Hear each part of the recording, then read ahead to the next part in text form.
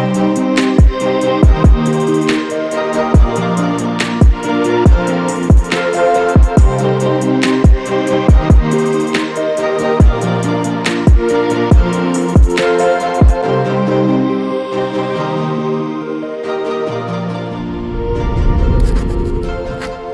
going to want to take this down. Barbara, I want to thank you for being my first guest on Take This Down. It's a privilege and an honor to be able to have this conversation with you. I'll give you a backstory a little bit later why you were the first person I wanted to have on this show. Oh, I'm scared now. I'm pleased to be here. Well, I guess I won't bury the lead. The reason why, when I thought of this concept of take this down, there was no other person that I wanted to have first other than you. When I first came to Tarrant County, maybe 10 years ago now where it's at, I remember having lunch with you at Cheesecake Factory, and you kind of just, embracing me, but also helping me get involved in the community from our time on the Race and Culture Task Force to other initiatives. And it always meant a lot to me because, you didn't have to take that time. You didn't have to do that. But I truly believe in thank you for that because of the opportunity that you gave me. It's allowed me to do a lot of more things, to be involved in the community. So you were always going to be the first guest, whether you knew it or not. So thank you. Well, the truth is that for a young person coming into Fort Worth, ready to be involved in the community, that meant a lot to me because I've always been one of those who said, we've got to get more young people involved. Not just, to go higher on the corporate ladder, but to actually do something for this community, in this community. And you were willing to do that, and I appreciate you reaching out. No, absolutely. Well, I know everyone knows Bob Ray Sanders, the journalist, the TV producer, the Hall of Fames, the Emmy Award winning journalist. But, at your core, who is Bob Ray Sanders? Bob Ray Sanders is a guy whose family goes back almost 160 years now in Tarrant County, who grew up under segregation, the Jim Crow laws, and who was inspired by so many people that he felt that he had to commit to try to help change his surroundings, his community, his state, his country, if he could. And I saw that through journalism. And I had a lot of people encouraging me to do that. So, but I'm representative of a lot of people who touched my life as I was growing up, because in a way they saw more in me than I saw in myself at some point. Unpack that for me. I know you said, 186 years in Tarrant County? Well, almost 160 years in Tarrant County, going back past 1886. I mean, my great-grandmother was born free here or I think 1857 or so. Gotcha. So we go back that far. Is there a particular area in Fort Worth or in Tarrant County you can trace your roots back to? Yeah, in fact, we still own part of that land. My great-grandfather, who was born in South Texas, came to Tarrant County with his uncle. Now, keep in mind, his uncle was the brother of the slave owner who owned them. But the uncle brought him here, freed him here in Tarrant County, then gave him a couple of 300 acres of land. So from the very beginning, our family owned land, which meant they were taxpayers from the very beginning, which is even more significant when you think about Jim Crow. By the time I got here, my family had been paying taxes for well over 100 years in Tarrant County, and yet I could not go to the zoo except one day out of the year. There were certain public places that I couldn't go to, even though my family had, provide those spaces for other people. The Fort Worth Zoo, it was amazing because they had an amusement park there. They had a swimming pool that we could go to one day out of the year. We're stock show time here in Fort Worth. We could only go to the stock show one day out of the run, Negro Achievement Day. Same thing with the fair. And even we could go to the stock show, we couldn't go to the rodeo because they didn't allow blacks at the rodeo. But I came along during that change. I was graduating high school at the time the change was coming, and I knew that my teachers knew that we were going to be part of that change. So they tried to prepare us for that.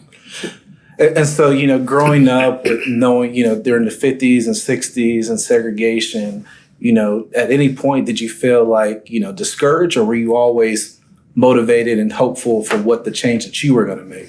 You know what? I was not discouraged because of the people I had around me. I'm talking about the teachers at I.M. Terrell High School for sure, who many of them should have been in other professions, really, other than teaching, but they weren't allowed in those professions. My biology teacher probably should have been working for Dow Chemical or someplace like that. And my journalism teacher probably should have been working for the New York Times, but they couldn't. I mean, it just wasn't allowed.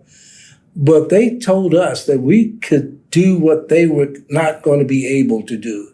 So they prepared us for that. And when I started looking at, and again, I got to go back to my parents too, we were not taught to be afraid of white people. And we knew what many white people did, certainly in the Deep South and also here in Fort Worth as well. But we were taught not to be afraid and that you could stand with anybody. When I went off to college, which would be my first integrated schooling experience, the question was, are you black kids leaving I.M. Terrell prepared to go into an integrated situation and compete? Well, several of us went to the University of North Texas now. It was North Texas State then. We went, and after the second day of class, we knew we could compete because those teachers at I.M. Terrell had taught us so well and had prepared us so well that we were ready to meet that challenge. I know, I personally know a lot about the I.M. Terrell history, but probably not nearly as much as you being a graduate. I know many people in Fort Worth now see I.M. Terrell as a magnet school, but can you talk a little bit about the history of I.M. Terrell? Man, we could go on forever about I.M. Terrell, and keep in mind, it's just about a mile away from where we're sitting. But keep in mind that I.M. Terrell was not just a black high school, it was the original black school in Fort Worth. Started out as the colored school, and I.M. Terrell, who would be the principal, and that school was later named for him. But that school was not just for Fort Worth. There were at least 17 cities around here that sent their black kids to I.M. Terrell because they didn't have schools for them. I'm talking about as far away as Weatherford, Mansfield, Roanoke. The kids from Mansfield, for example, they had to ride the Continental Trailways bus. Can you imagine what time they had to get up in order to come to downtown Fort Worth and then walk the miles to I.M. Terrell? That was what we were producing. And you had all of these teachers who knew that they were representatives for all of these young kids, eager young kids who wanted to learn, came to learn, and did in fact learn, because the teachers felt that if they failed you, they were failing themselves. It was not in them to have you fail. Mr. Stevens, I'm the last of 11 kids. So by the time I got to Terrell... Is that why you're kind of skinny? you ate last as well. If you listen to my brothers and sisters, they thought, my older brothers and sisters, because all of them were older, they would say, you were babied. I'm still the baby brother to this day. Right. You understand that? And that you were babied and you didn't have to do the kind of work we did. You never got spankings or whippings is what we call it in those days. And I would remind them, I didn't do what y'all did. I wasn't supposed to. And my mother, I was really, and well, we've been to lunch enough to know that, I'm really picky about eating and certain things that I don't like. I don't eat every part of a pig. I can't do it. And so my mother I'd have a half-baked chicken when they were having, something else. We can relate. I'm the baby boy, and my brother and sister always, say that, I was like, no, one, I saw the mistakes that y'all made, and, I just have what I like. But that's why we can relate being the youngest boy. Without a doubt. And so, and I did like sweets a lot. And frankly, at our house, my mother didn't make one pie. She made at least 4, and sometimes a couple of cakes. And one of those pies would be just for me. You got to understand that now. And plus, I had an aunt, my mother's only sister, who didn't live that far away, was always baking stuff for me. And again, they thought I was, just babied Gotcha. a little too much. Gotcha. So, you are, I'm going to say empowered and equipped and ready to head off to North Texas State for college. What led you to journalism? Was it something you knew early on you wanted to do, or did you arrive and didn't and say, I think this is what I want to do? Interesting enough, my family thinks that they knew I was going to be a journalist by 5th grade. I decided by 7th grade that I definitely was going to be a journalist. And I based it on, because I was experiencing the civil rights movement mostly through television. And I could see Birmingham, I could see Little Rock, I could see Selma, all on the television screen. And this was being beamed to the world. And I knew that was helping to change things. It progressed the movement that Martin Luther King was involved in.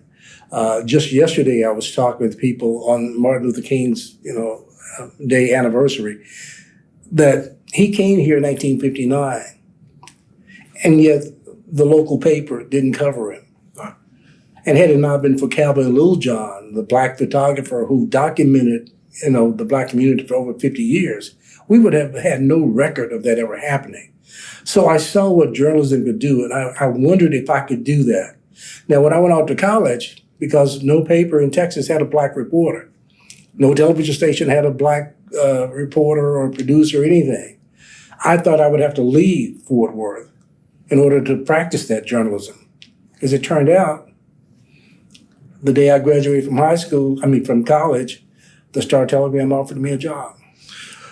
So you graduate, you come to back home being the first Black journalist with the Fort Worth Star-Telegram. Did you have a sense of pride, or did you feel like, okay, now the work really begins? Actually, I was the second. Cecil Johnson had actually been hired as the first. The Star-Telegram in 1968, I guess it was, this is after the Kerner Commission report, that blamed the media, said America was divided by 2 sides. One white, one Black.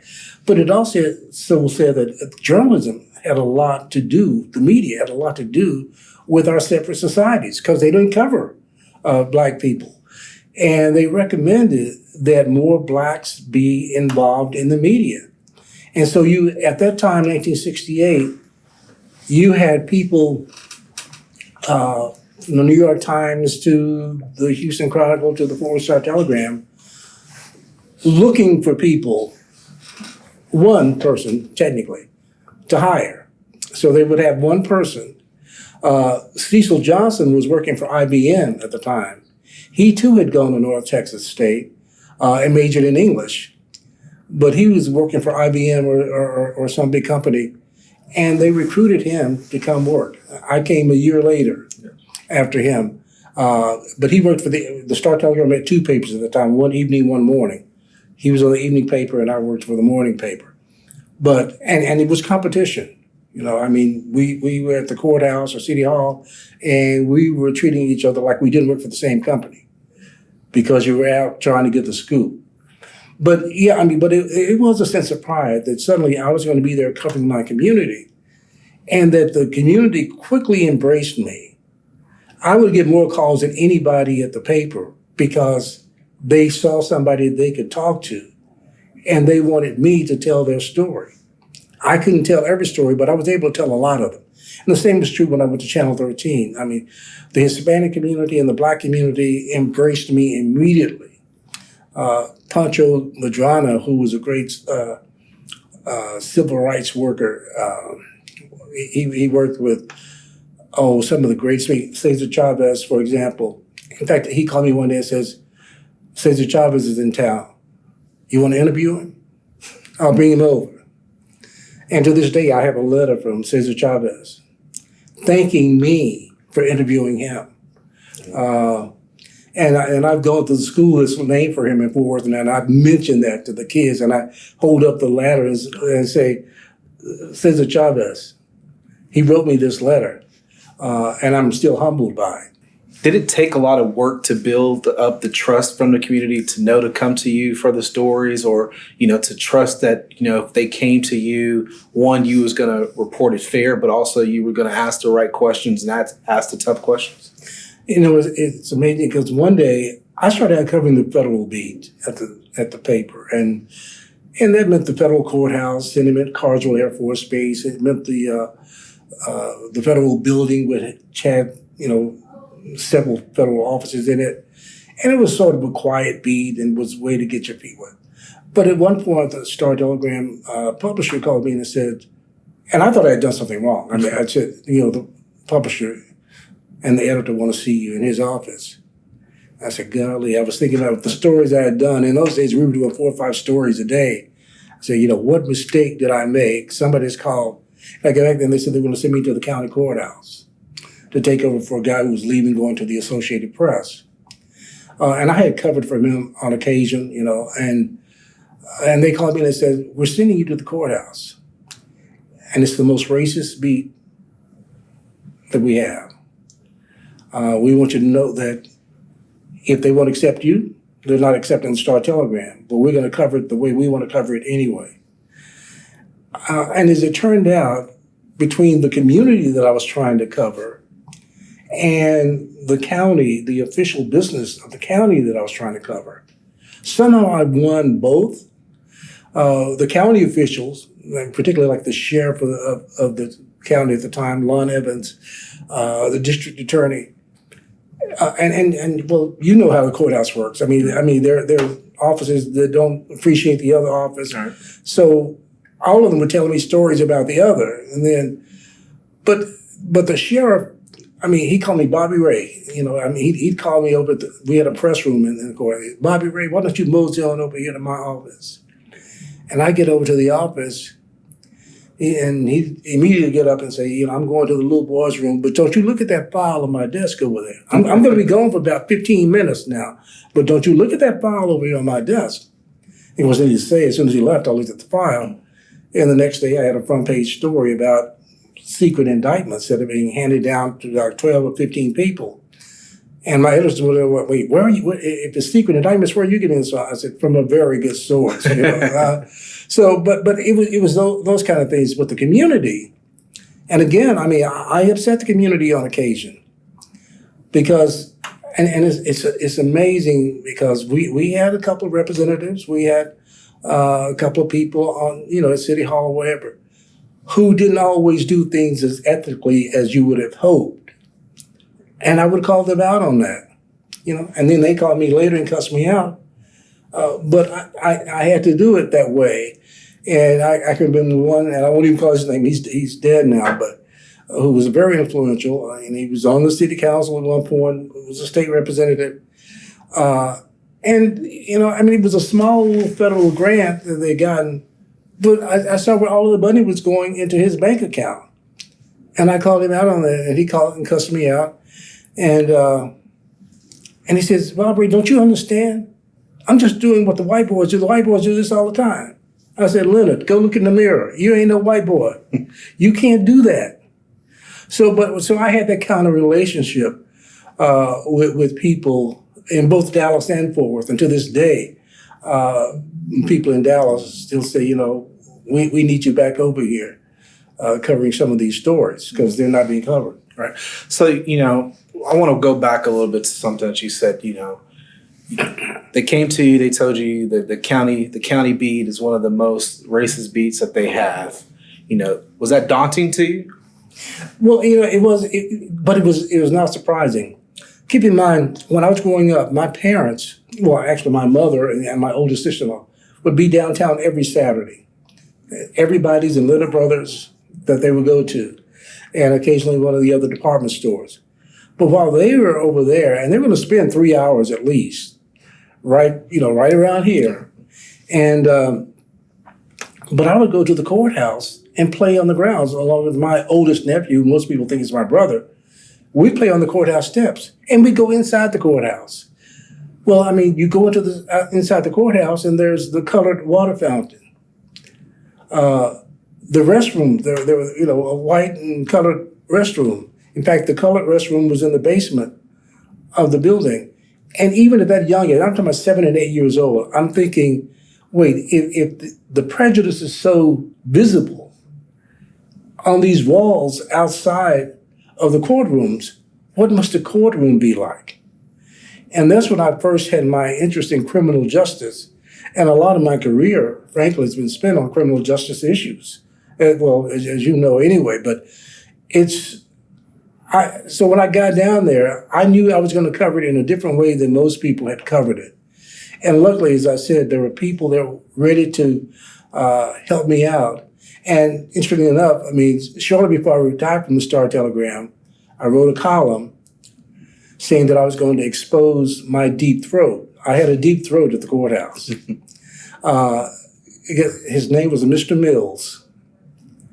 He was a black shoe shine guy who had his booth in the basement of the courthouse. I would come through at least, by 9:30 or so every morning. And an hour before, he had already shined the shoes of the sheriff or the DA or whoever. And he would say, they're talking about doing this. They're talking about cutting the wages for these people, and they're talking about that. I had my stories for the day just from that. But there was also true of some of the elected officials who, had confidence in me that I would tell their stories as well. There's something about telling the stories that kind of resonates with me. So, what I do as a personal injury attorney, oftentimes I represent individuals who have been, hurt or injured through the negligence of others. And so I'm telling their story to either insurance companies or to other opposing counsels. And one thing I always try to do is be accurate, but also making sure that I represent them to the best of my abilities. And so when people trust you to be their source or sharing information, what do you take on some type of added responsibility, one, to protect your sources, but also make sure that, you are putting out the information accurately? Oh, without a doubt, because the worst thing you can do is not protect the source, right, or somehow tell who that source is and make them a target of some people, and in some cases, very powerful people, and they can get hurt. I dealt with a lot of people who were in the criminal justice system, for example. And there were times when we knew that these people should never have been charged, let alone convicted of certain things. And I spent part of my life just talking about people who were in jail who shouldn't have been in jail. But at the same time, when you take on the responsibility for being a provider of information, you've got to be as accurate as possible. And in those days, it was stringent. You really had to have the facts. Just one source wasn't good enough. You had to have usually at least two sources that you believed in. And then you had to get your editors believing in you that when you came with the source story, that it was going to be accurate. They wouldn't have to retract any statement or anything like that in your story. So I had a great responsibility, and it was daunting for sure. And you would go home and go to bed sometimes wondering, rethinking, okay, did I tell it all right? Did I tell it correctly? And, for the most part, I did. Not that I never made a mistake, because I made my mistakes as well. But I was trained so well, first by those great professors at North Texas State who took an interest in me. And then coming here and being surrounded by those veteran reporters who sort of took me under their wings, and those editors, and let me go for it. And so, you said a lot of things, and, as a good journalist, interviewer, you do your homework. And I think if I went to your website, I think I saw something that says, a journalist you can trust. What does, unpack that? What does that mean to you, a journalist you can trust? Well, it's interesting because when I went to Channel 13, there were two people who came to the television station the week I started. And these are two very interesting people. One was Martinez. He had just been appointed to the Tri-Ethnic Committee to help oversee the school integration that the federal judge had implemented over there. The other was Al Lipscomb. Al Lipscomb was a fireball. He would eventually go on to be on the city council. Well, these are two people who came to me to say, whatever you need, we're going to help you get it. So, because we don't want you to fail, because just in 3 shows, I mean, I think this is like the end of the week, my first week at Channel 13, in 3 episodes, they had seen something in me that said, we can trust him to tell it right, to tell it all. I mean, and that was sort of my mantra: tell it well, tell it all. And people got a chance to see that. I remember I had a call one day. I'm telling you how it works. The Black Panther Party in Dallas was bringing Angela Davis, and you probably know who Angela Davis is. I don't know if everybody does. But if you don't know Angela Davis, is a perfect opportunity to Google who Angela Davis is. Right. And they said, we can get you an interview with her, but we can't tell you what she's going to be. I mean, they actually came to the station, picked me up, blindfolded me, and took me to this place, and I had to walk down some stairs. And they took the blindfold off, and there she was. I now know where that was. It was actually in the basement of a church. I mean, I came to figure out where that was over in South Dallas. But that's how they did it. The same thing when Farrakhan came. When he was announcing his Million Man March, I was invited, along with Zan Holmes, who was the minister then, to meet him after that performance. I call it performance, but after he had his speech at the Dallas Convention Center, to meet him in his hotel room. Again, they didn't tell you where the hotel was going to be. They took you there. And I had one of the most interesting evenings of my life talking with Louis Farrakhan, and had a chance to actually ask him, did you have anything to do with Malcolm's death? And how was that received? You know what? I mean, better than I thought. He said, brother. And by the way, this time, he had gotten out of his suit and his bow tie, and he was in like a Calypso shirt with sandals and very relaxed. And we're sitting in the living room of his suite, and he's calm, and he's saying, of course not. How could anybody even think that? You know, I respected Malcolm, and he went on. But it was a question that, as a journalist, that a lot of people were asking, that if you had an opportunity to be with him and you didn't ask it, you didn't do your job. Right.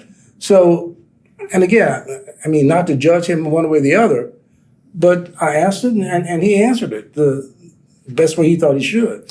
You know, you're telling a lot about different stories that you covered, and I know this is going to probably be tough, but you know, what's if you had to pick your favorite story, or you know, something that you will always remember? I know you remember a lot of the things that you covered, but what's that one memorable story that you covered? Well, the stories that I've covered that I remember the most and I'm most proud of are not the ones involving famous people. They're people who are struggling. You tell their story. There was a teacher at Dunbar High School who needed a liver transplant. He was losing his house. And we had to figure out a way. I mean, how do we tell his story to get him some help? He had already lost his insurance. I forgot how much money he needed. Number one, to get the transplant, but also to pay for the house and all that. I told his story in about 3 or 4 different columns. And we ended up raising, as a result of that, over $50,000. So, I mean, it was that kind of story. There was a guy by the name of Henry Martinez Porter. His story, it was the first execution that I ever witnessed. And this was a guy who was from San Antonio, but had killed a police officer in Fort Worth, in Tarrant County. And he saw something. He was back here on a bench warrant for something, on an appeals case. And he wrote me a letter from Tarrant County Jail. I went to see him. And we became friends. I mean, legitimate friends. And, you know, I was fighting, hopefully, that he would never get executed. And one Sunday morning, I got a call from a chaplain down there, and he said, Mr. Sanders, it looks like Henry's going to go this time, meaning that the execution was set for Tuesday night, and it's probably going to happen. There won't be any more delays. And he said, and Henry wants you to be there. He doesn't want his family. He wants you. And this is on Sunday morning. And of course, you say yes, because I mean, what else can you say? And then later that same day, I got a call from Henry's brother in San Antonio who said, Mr. Sanders, the chaplain said that you agreed to go. We appreciate that. And if Henry does go on Tuesday night, we want you to know that we're going to have, the rosary for him on Thursday down in San Antonio. We'd like you to come and be with the family. Well, as it turned out, I did go. And when they opened the curtains, for us to see, Henry was already there. He already had the needle in his arm. And they asked him if he wanted something to say. Now, the reason I was glad in the long run that I was there, it's very painful, is that he gave one of the most eloquent speeches that I've ever heard anybody give, let alone somebody who was on a gurney with a needle in his arm, ready to leave here. Because he said, they talk about me being cold-blooded. Let me tell you what's cold-blooded. And he named 3 cases where police had killed people who should not have been killed, including the 11-year-old Santos Rodriguez, who was killed by a Dallas police officer while he sat handcuffed in a police car. Jose Capostores, who was killed and thrown in the bayou in Houston. And he said, that's what cold-blooded is. And I had a chance to come back and tell that, because usually with those stories, you get what was his last meal? How long did it take him to die? Or how long was it before they pronounced him dead? They don't really tell you what he said. And I had a chance to tell his story. It's pretty tough. I imagine being in that situation. One, it's a stranger that became a friend who ultimately you was there at his, at his end. Did that have like any lasting? Well, clearly it has some lasting impact, but did that kind of shake your core?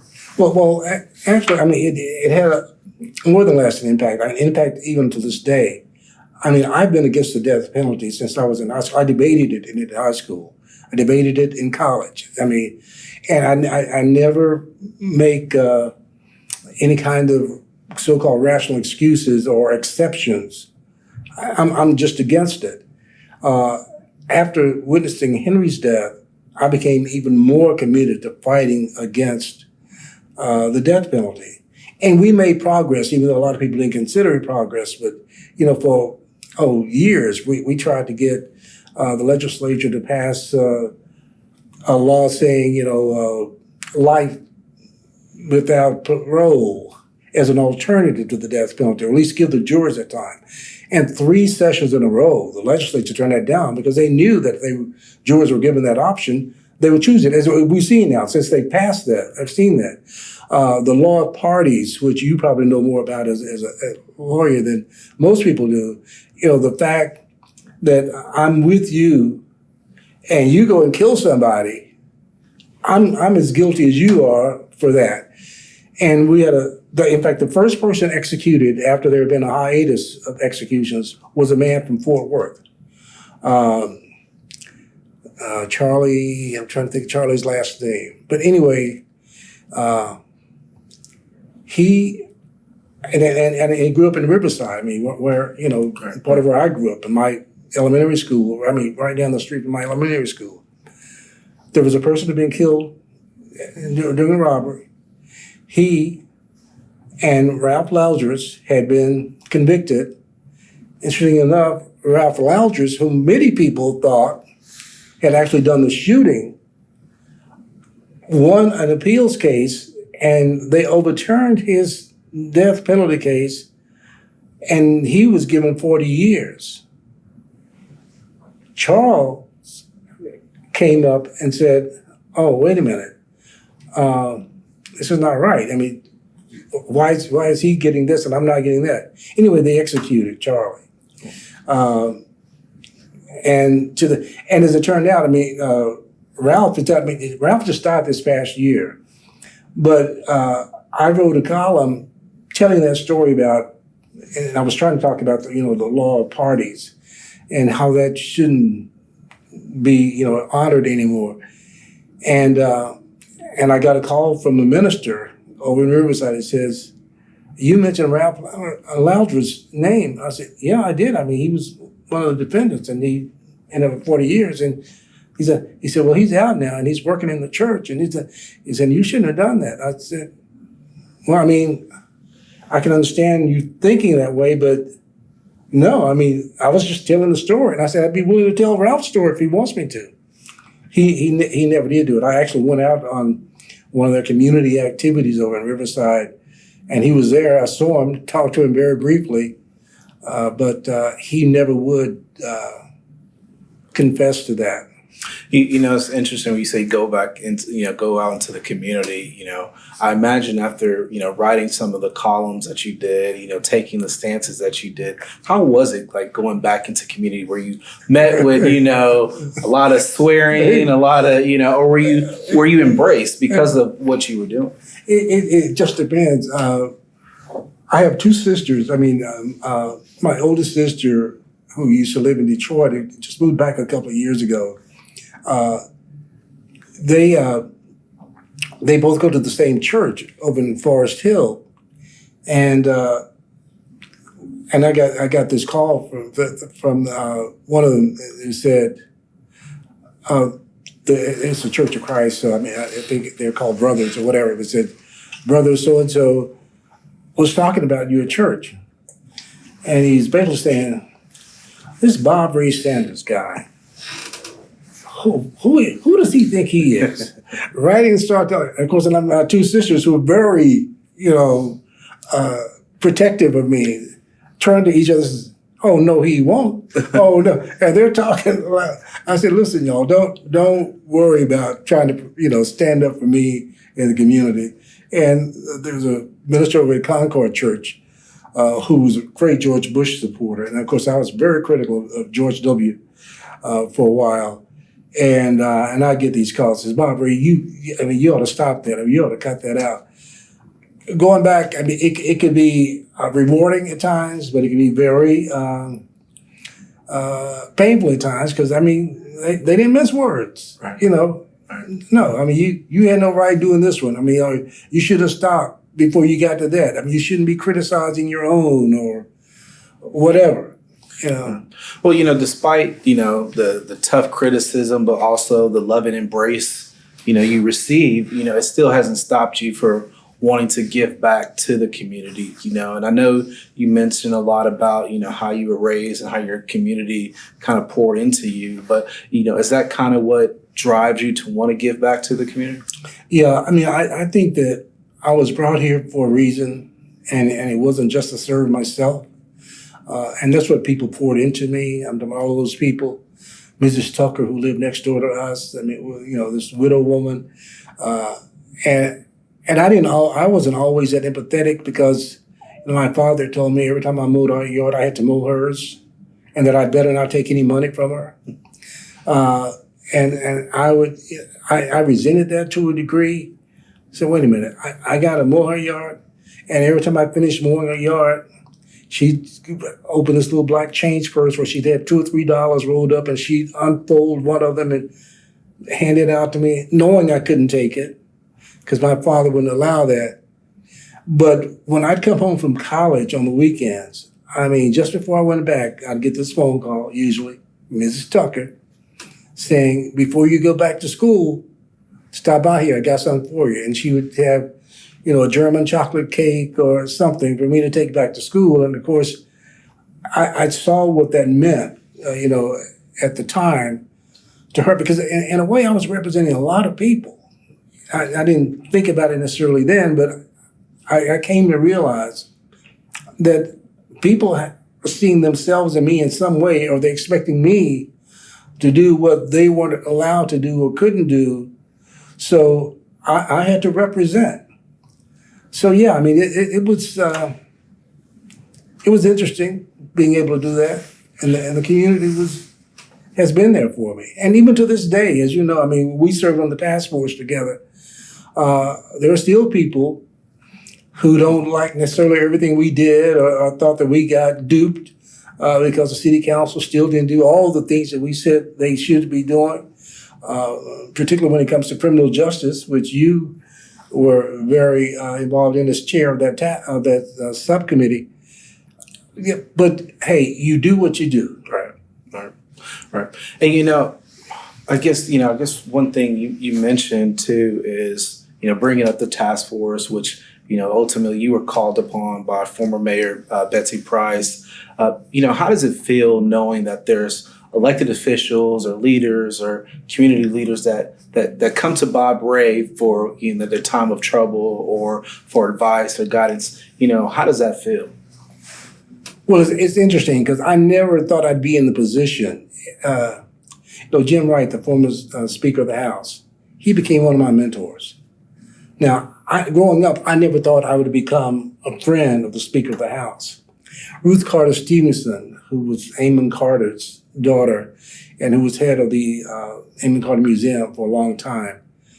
I mean, I was just a cub reporter when she first met me, but somehow, she endeared herself to me and we became friends. Now, I never thought I would be friends with a Carter of any kind, let alone the daughter of Amon Carter or to the Speaker of the House and all that. And they were truly friends. Now, we had good discussions where we disagreed. And as some of the people say, oh, Bob Ray, they come to you because, every time they got something controversial, every time they got something to deal with black people, they're going to come to you. They're looking for you to, give them the okay to go where they're going to go anyway. And so, it comes with different kinds of stripes, I guess I should say, because some people like that about you, other people abhor that because they think that, you just being used or whatever. I'm careful enough now to know how to be used. When I meet with a public official, whether it was the former mayor, and it was interesting because she and I didn't always agree by any means, but I could at least talk to her and she would listen. And sometimes she actually agreed with some of the things I was telling her and then she proceeded to move forward in that way. Same with the current mayor to a degree. I can get along with her, and we certainly disagree on this idea of having a review board for a citizens review board for the police department, which they turned down recently. And I can tell you this: I've had a meeting with her since then, and I said that was a bad decision. I still believe that, and I'll always believe that. And I think you can correct it. I hope you'll try, at least. So, that's about all you can ask for. You can't make people. I'm not a stone thrower, right? But if I'm going to throw a rock, as my daddy used to say, I'm not going to hide my hand. Right. So you don't have to wonder about how I feel. Just ask me. Right. Hey, and I like you said that, if I'm going to throw a rock, I'm going to, not hide my hand. In that same kind of breath, is there some type of, quote, a Bible verse or something that when times get hard or some type of advice that you always revert back to or check, it's like, okay, let me read this or, let me think about what Miss Tucker told me when I was younger or what my dad or my sister said. Is there something that you kind of go back to for your refuge? Well, I rely a lot on the poets and the prophets. I quote them a lot. I quote Langston Hughes quite a bit. Just the other day for an event, a friend of mine, a longtime friend, Gwen Morrison's husband. Gwen Morrison is on the Tarrant County College District Board, and he had his 80th birthday the other day. And I sort of saw him as the older brother.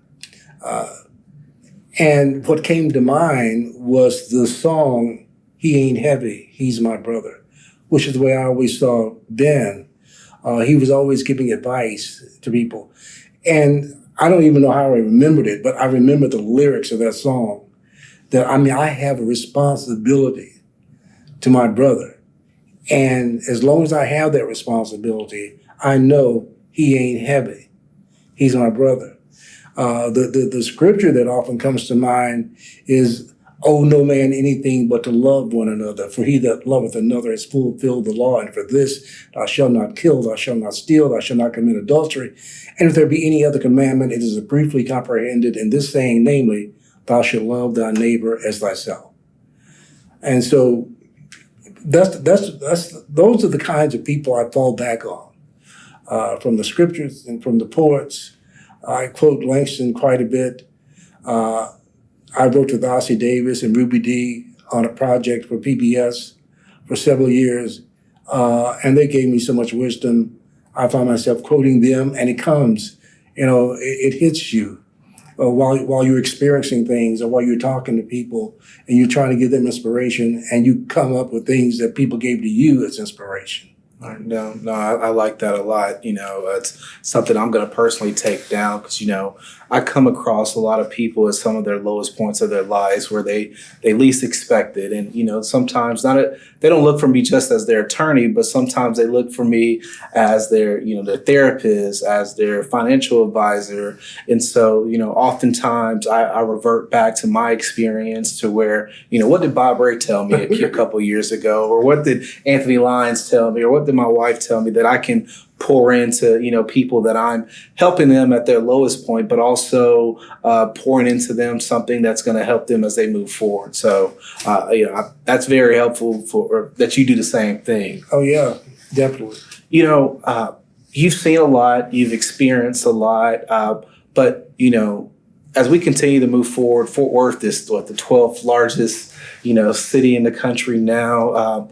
What do you see as the future for Fort Worth or for this community, or what are you hopeful that comes about? Well, I'm encouraged to a degree, but I was telling some friends of mine recently at a panel discussion over in Dallas a few weeks ago, I am not as hopeful as I once was. I am fearful when I see where our community is going and our country is going. Because, there are people now who hate me simply because I'm a journalist. They don't want journalism. They want a person that they already agree with to tell them what they should be doing in these times of trials and tribulations. I see us going backwards. Some of the things that I was fighting for, I'm talking about voting rights and civil rights in general. I see a regression. And the things that I thought that I would live to see and live to see successfully, I'm now seeing the clock being turned back. And the same goes for Fort Worth. In fact, I told the mayor this just the other day. I said, when I saw the city council divide along racial lines on a very important issue, the way I saw Dallas do a lot in the 1990s, for example, and I said, Fort Worth would never be like that. And I actually saw it. I was in this council chamber when the vote came, and you had all the black city councilmen voting this way, and all the white city council members, except one, voting the other way and winning. I said, that's not a good sign for Fort Worth. And if you're a mayor, you don't want to see that sign. And it's on you to try to prevent that from happening. So I'm still hopeful. I'm still going to be in the fight. I realize now I'm going to die in the fight. And I guess I always knew that. But I thought I would have seen more progress than I'm now seeing. And that bothers me. So, if I know you did a lot, but, can you offer some suggestions or advice on how we can, correct itself before we go further to the direction you think that we're headed? Well, one thing, and I think it is through the electoral process to a great degree, but leadership is what we need. And we need new leadership, new infused leadership in various communities. We're adding 2 new city council districts. It's going to be interesting to see how the city council breaks down in terms of numbers of minorities on the next city council meeting. We need young people with ideas and commitment, not just trying to make another dollar. I mean, it's okay, make the dollar, if you will. But if you don't have a commitment to community and to the city, we really don't need you. Right. And so, I mean, I think it's on us, and particularly us older generation folk, to keep encouraging young people to get involved in the process and help them see the light, if you will, help them make the progress that they need to make. And just be there. I mean, you don't have to tell them what to do. Just be there to listen every now and then, to give a little advice every now and then. Not to whip them into shape, but just to be there. Right. Right. I love what you said about, if you're not going to be for a community, then move out the way. That's something that I take pride in is being for the community and making sure that, I leave something better than where I found it. And, one of the biggest reasons for, creating this platform to have people like yourself is to give back to the community, to give the flowers to those who've been making impacts in our community or who are actively doing things. And so that really resonates with me. And so, just to kind of transition a little bit from that is, you've been at this fight for a long time. I know you jokingly say that you're retired, but you're still, very active. But, when you look back and, when we have your probably third or fourth retirement party, what is something that you are going to want to share with everyone about, your long storied, award-winning career in all facets of life? Well, the thing is that when you leave here, and you just said it, I mean, you hope to leave it a little better off than it was when you got here. And I think I'll be able to say that. Not going far enough, but going to a degree where people can see that there was some change that you helped make or bring about. At the same time, you don't want to get so consumed with that you forget that the struggle isn't over, that the fight isn't over. The old spiritual, I don't feel no ways tired. Well, the truth is you do get tired. Right. And nothing makes me more tired than seeing the same thing happening today that I saw 40 years ago. You do get tired. But the last part of the thing is that he didn't bring me this far to leave me. So the spirituality comes in that sometimes when it seems like you're alone, that you don't have enough people around you, you're never alone. You're never alone. So somebody's going to be there for you. And I tell a lot of the young people that I work with today, and I'm encouraged by the fact that there are a lot of young people who are ready to do it. There are too many that are not ready to do it, to start to stand up and make a change. But there are young people who are ready to do it. And I just put myself out there and said, hey, if I can help you do something, let me know. Because if I can, I will. That's good. This has been a breath of fresh air. You and I oftentimes get to connect. We're probably overdue for when we've been able to sit down and connect. But, I just want to personally thank you for, one, coming on this platform, sharing a story, allowing us to get a little bit behind the scenes of who Bob Ray Sanders is. This has really been, truly a one-in-a-lifetime experience for me. So thank you for not only coming on, thank you for your time, but thank you for everything that you've done for the community, but also thank you for everything that you've done for me. Well, likewise, thank you for what you're doing for this community. I got to tell you, man, you are a great interviewer. So this is the natural calling for you. No. So, hey, you call up Channel 11 and Channel 5 and say, hey, I'm ready. No, that's all I have. It's good enough. I'm around, bro. No, I appreciate it.